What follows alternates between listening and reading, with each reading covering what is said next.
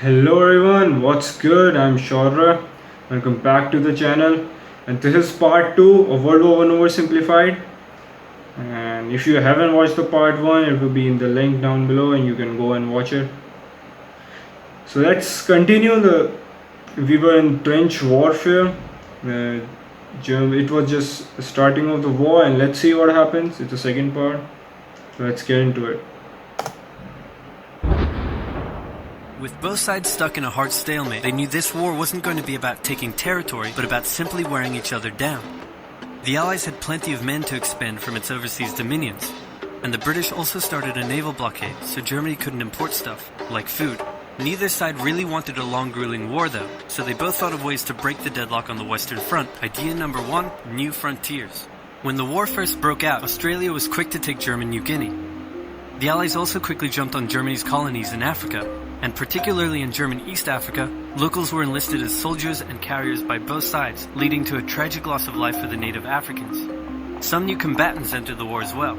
The Allies' new friends were Italy and Japan. Japan was busy building itself an empire, so it was more than happy to take away German islands and colonies in East Asia. Italy actually had an alliance with Germany and Austria-Hungary before the war, but after some tense relations, and then the Allies promising to give them some of Austria-Hungary's stuff, they switched sides. Italy opened up a front in the mountains here, but like everyone else, they were stuck in stalemate for most of the war. The Central Powers' new friend was a struggling empire in the Middle East. The Ottomans were divided on whether to actually join the war or not, since they had been exhausted by the recent Balkan Wars. So this was the time when these empires existed, like Ottoman Empire and what was the other one? I'm not getting the name. These empires existed back at the time. It was 1914. It was starting of the 19th century, 20th century. It was 1900s. If you played Red Dead Redemption 2, it's based in 1899. This was like just the starting of the modern age. Industries would come a later time, but it was the starting of the modern age, like the build up, and this war helped the build up a lot.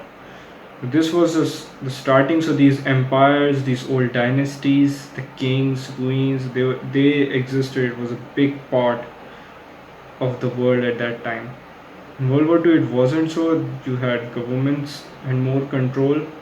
At that time, you had kings and superpowers. Like England had a huge power. Like nobody wanted to fight England. They had the biggest navy. They were super powerful. America wasn't that powerful at the time. It was growing at a very fast rate. But England was super powerful, and the colonialism was at its peak, the strongest at that time. Let's get into it. Some of the politicians who did want to join went off on their own and fired some shells at Russia, and then came back and said, "Whoops, looks like we're at war now." The Ottoman entry into the war was of particular concern to the British, since the Middle East was full of oil, and Britain wanted all of that oil. First, the Ottomans tried to attack Russia in the Caucasus Mountains, but they weren't prepared for the cold, and many of them froze to death. Then they crossed miles of desert to take the Suez Canal from the British, but that failed too. Then the Allies tried to take the Dardanelles at Gallipoli in a long and hard trench warfare campaign, but that also failed. The Ottomans blamed their initial losses on the ethnic Armenians living within Ottoman territory, and the resulting Armenian genocide led to the deaths of 1.5 million people. Then the Germans sent spies into Afghanistan to try to convince the Arab tribes there to rise up in jihad against the British and attack India. But that plan failed, partly because the spies got bored, brewed their own alcohol, and got drunk, which is a bad thing to do in Afghanistan. All these new frontiers hadn't done much to change the war. Aware that the Allies had more men and supplies than them, the Germans knew they had to do something to break the stalemate. Before the war, there was a big conference that set out the rules of modern warfare. No chemical weapons, no killing civilians. Basically, don't be jerks. The Germans held a meeting and decided to be jerks. Zeppelin air raids commenced over British cities. They also started attacking the Allied trenches with chlorine gas, and they used submarines to sink civilian ships. One such civilian ship was the Lusitania, which had 159 Americans on board when it was sunk, further swaying US opinion against the Germans. Germans that time were just out of their minds. They just wanted a war, they just wanted everything, they wanted more land. They were just the bad guys. It was easy to know that they were the bad ones. at that time, a lot bad, worse than World War II. I would argue that they were worse in First World War than World War II because they attacked all the civilians and everything. They were the first one to start it, to attack the civilians and everything, and bomb places and normal cities, and they escalated the war. Yes. So when you kill Americans, you get America involved, and you don't want America involved. And if America is involved, it's a world war. Not to be completely unfair to the Germans, the Allies also engaged in chemical warfare soon after, and they had been hiding anti-submarine weapons on their civilian ships, which let the Germans justify their attacks. Meanwhile, Austria-Hungary still hadn't dealt with Serbia, so the Central Powers enlisted some help. Bulgaria wished it was bigger and was still bitter about losing the Second Balkan War.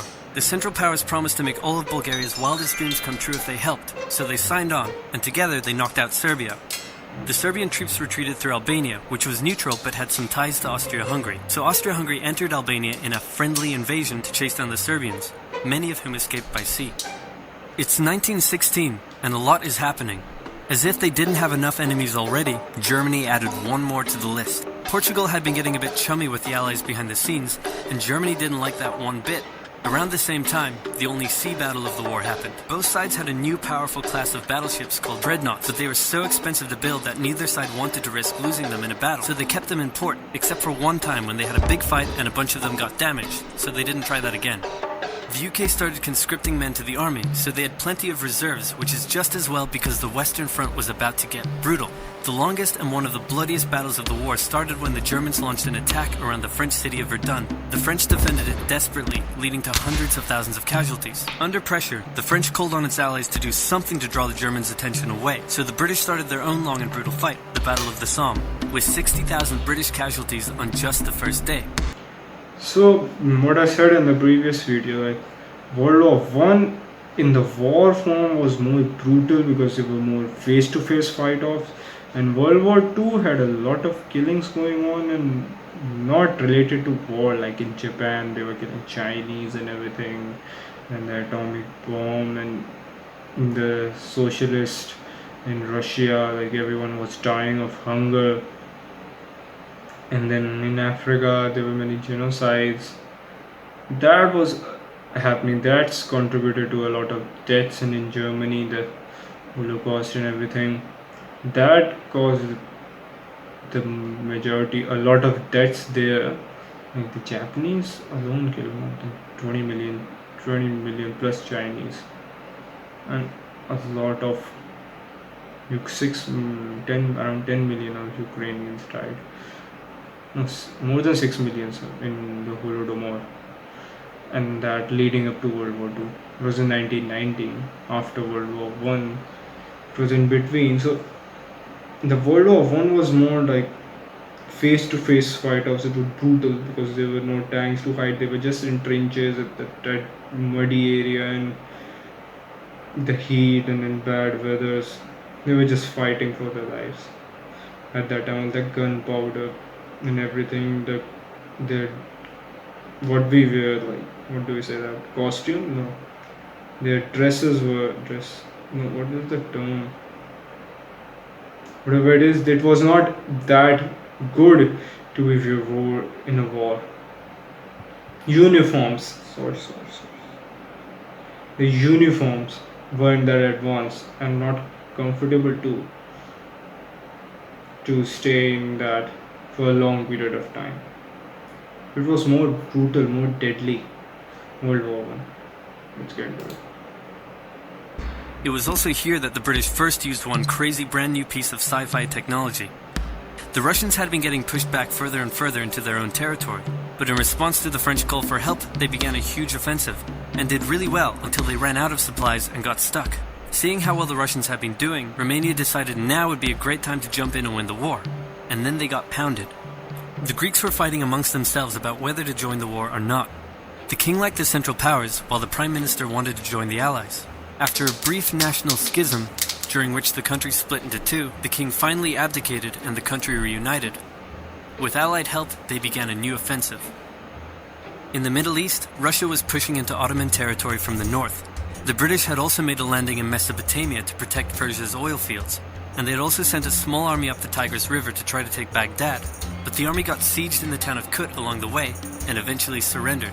A new offensive was launched from the south with all-out desert warfare. The offensive was aided by one famous British officer, better known as Lawrence of Arabia, who helped lead the Arab tribes in a revolt that wreaked havoc on the Ottoman supply lines. By the time 1917 rolled around, everyone was exhausted. There were mutinies in the French army, the German populace was starving, and the war had drained all of Russia's supplies. There was no clear winner, and it was still anyone's war. The only question now was, who was going to break first? And the answer was Russia. Tired of not eating and mad that a crazy magic homeless guy was calling some of the shots, there was an uprising in Petrograd complete with riots and strikes. The riots turned into a full-scale revolution and a new government overthrew the Tsar. Then a few months later, the Bolsheviks overthrew the new government, and they pulled Russia out of the war. This was great news for Germany, who now only had to focus on the Western Front. But there was still one problem. The pesky United States of America was looking increasingly like it was going to join the war. America had been selling supplies to the Allies throughout the war and was getting super rich off the back of it, meaning it was in fantastic shape and was dangerous to the Germans. So Germany sent a telegram to Mexico saying, "Wouldn't it be crazy cool if you guys attacked America?" But the British intercepted the message, showed it to the Americans, and that was the final straw. American troops began shipping out to Europe. This was terrible news for Germany, and they knew their only hope now was to force France and the UK to surrender. You don't want America in a war. Germany never wanted America, not in World War One or World War Two, because you cannot do anything about America. It was so powerful still, and the worst thing was it was so far away and it was big, huge. It was almost the size of Europe. It was powerful and it was far away. It was super hard to sail your troops. First fight up all these naval blockade, then sail your troops to America and then fight them and go to their own homeland where they have huge securities and fight them there where they have a huge population, more than any European country. It was just impossible to do that and US could send a lot of men and just fight them off and just stay happy if the place still supplying and getting rich. It was super hard. Like USA coming in, you are lost. You don't have a chance. Surrender before the fresh American troops arrived. It was now or never, so they started one final attack. They converged their troops and hit hard at the Somme and pushed the Allies back. They hit a second time further north, then again and again. With each hit, the Germans were spending more and more resources, while the Allies were getting better and better at repelling their attacks. By the fifth punch, the Allies held the line and even pushed back. With American troops now arriving in larger numbers, the Allies launched a counterattack, and that was it. The Central Powers were being pushed back on all fronts. Bulgaria collapsed first, followed by the Ottoman Empire, then Austria-Hungary, and finally on November 11, 1918, at 11 o'clock, Germany surrendered. At the peace treaty, Germany was forced to reduce its military, accept war guilt, and pay the bill for the war. After indescribable suffering and millions dead, the world learnt its lesson and never had such an awful war again. For about 20 years. The world did not learn its lesson. World War II. Fascists versus communists. War no one wanted, but everyone still got it. So this was it for the World War One oversimplified, and I will do more with World War Two and Napoleonic Wars and American Civil Wars and all these wars. And comment down below what you would like to see more. And I don't know, World War One was so interesting. I would have to read and learn a lot more about World War One. We learned in school, it was super boring in school. World War Two was interesting because it had a lot of pop culture influence. I must say, World War One does not have that much of pop culture influence, and school made it seem so boring because they never really taught us anything. It was just boring and all these big names, and we didn't understand anything. We didn't know who was fighting who.